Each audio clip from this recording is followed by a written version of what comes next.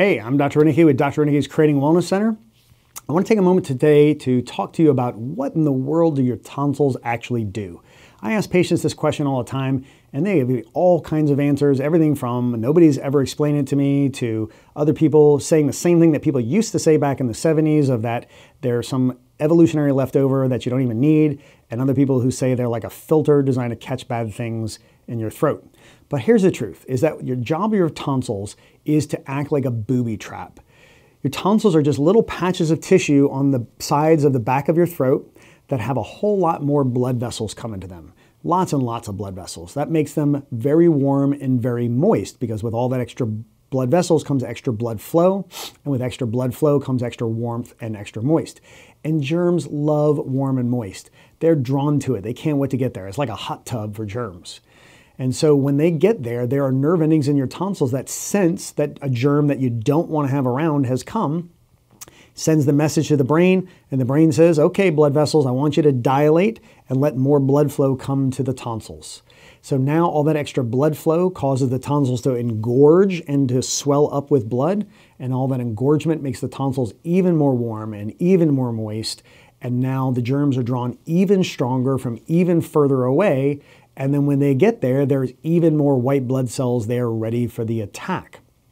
Because remember, with all that extra blood flow comes white blood cells that are the army men of your immune system. So the more warmth and more moist, the better the booby trap works.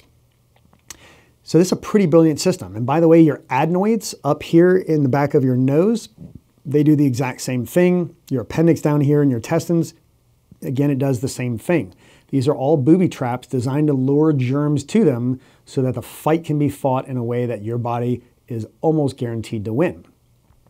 So why do we need to have those right here and right here? Because having them here keeps the germs from finding the next warm, moist area down below, which would be your lungs. So having tonsils is protective against respiratory tract infections. Having adenoids is protective against having sinus infections.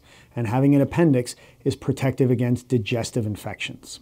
So these are really, really unbelievably smart and intelligent things your body has come up with because your body is unbelievably intelligent. You have an inborn, innate intelligence inside of you that really knows exactly what is the best and right thing for you at all times. But if you're not experiencing ideal health, it's not because your body doesn't have enough of that intelligence, but it's simply because it may not be able to communicate well with the body. So that intelligence of the body, that is not a physical, tangible part or a thing, but it obviously has to communicate with physical, tangible parts of your body, and that is the role of the nervous system. So your brain, your spinal cord, and your nerves, their job is to act like the communication link between that innate inborn intelligence and all the physical, tangible parts of your body. But what if your nerves were not firing correctly? What if they were malfunctioning or misfiring? Or picture like a bad cell phone signal between your brain and some organ or some muscle or something like that. Do you think the innate intelligence is going to be able to get that organ to do exactly what it wants it to do? Probably not.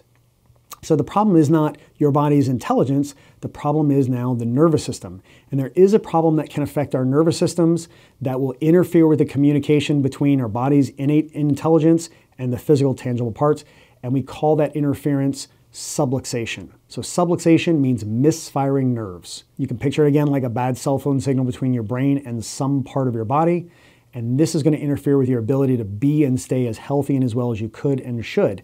And what we do as chiropractors is correct these subluxations, correct these misfiring nerves, simply by using the nerve endings that your body comes pre-equipped with as a type of keyboard for putting input into your CPU, into your nervous system. So when we deliver a chiropractic adjustment, it's just like pushing a key on a keyboard. Press all the keys randomly on a keyboard and nothing good happens. Make a very specific combination of keystrokes and you can launch the antivirus program, tell the computer to clean up the spyware and viruses, defrag the hard drive, update Windows, and now the computer starts to heal and repair itself. And this is the same way that we can correct subluxations. When we deliver a chiropractic adjustment, the purpose is not to realign the bone, the purpose is to fire those nerve endings, correcting that misfiring so that your brain can get reconnected with some organ or some muscle or something like that. And then if you need your spine realigned, now you'll be able to realign your own spine. If you need to get your blood pressure back under control, you're going to be better able to bring your blood pressure down and things like that. So chiropractic is a very, very powerful tool for helping your body get back to being able to heal and repair itself just the way that it's supposed to be able to do.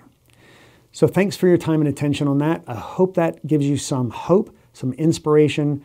And if there's anything that we can do to help, please reach out to us at Dr. Ranicki's Creating Wellness Center and let us know. Thank you.